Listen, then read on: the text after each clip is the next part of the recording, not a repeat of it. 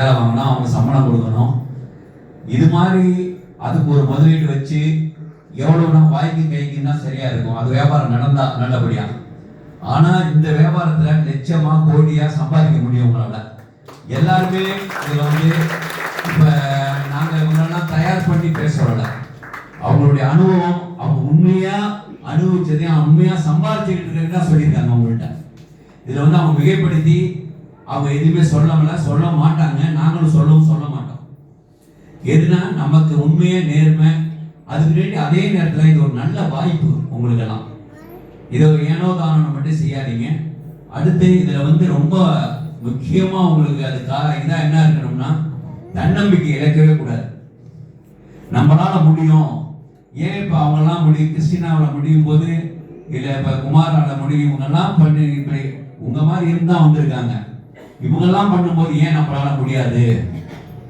அப்ப நமக்கு முடியலன்னா அதனுடைய குறைகள் என்ன, அதை இவங்கள்ட்ட லீடர்கிட்ட கேட்டு சரி பண்ணிக்கலாம்.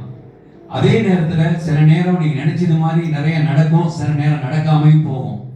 அப்போ தான் வெக்ஸ் ஆகிடக்கூடாது. ஃபீல்டுல கடவுள் நல்லா சோதிப்பான்.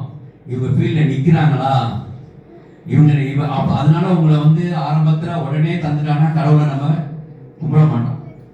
ஃபீல்டுல நிக்க முடியுமான ஒரு சோதனை வைக்கும் போது நம்ம ஆரம்பத்துல நடக்காத தொழிலை விட்டு ஃபீல்ட ஓடினாங்கன்னா வந்த லட்சியமே வேண்டாம்னு சொல்லிட்டு போறது மாதிரிதான். உங்களுக்கு ஒரு நல்ல வாய்ப்பை இறைவன் எங்க மென்ஸ்ல காமிச்சிருக்கான். அதே மாதிரி எங்களுக்கும் இறைவன் இவங்கெல்லாம் அவங்க நல்லா வருவாங்க அப்படி எங்களுக்கும் இறைவன் உங்களை காமிச்சிருக்கிறான். அதை நம்ம எப்படி பயன்படுத்திக்கிறோங்கிறது தான் நம்ம வெற்றி இருக்கு. அதை நீங்க வெற்றியாளன் ஆகணும்னா திரும்ப திரும்ப உங்களை மனசுல ஆழமா பதிஞ்சுக்கங்க. நம்மளால் முடியும், என்னால் சாதிக்க முடியும், நான் இவ்வளவு சம்பாதிப்பேன், நிச்சயமா தனியையில நான் ஒரு சொந்தமா ஒரு வீடு வாங்குவேன், அதுக்கப்புறம் ஒரு கார் வாங்குவேன். அது மாதிரிலாம் உங்களால நிச்சயமா அங்க இருக்கிறவங்க எல்லாருமே அது மாதிரி தான் சம்பாதிச்சுக்கிட்டு இருக்காங்க. ஆரம்பத்தில் ரொம்ப சிரமப்பட்டவங்களும் இங்க நல்லா இருக்கிறாங்க.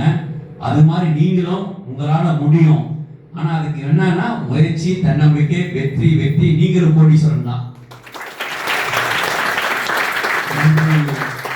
இதை நல்லா பயன்படுத்திக்கங்க.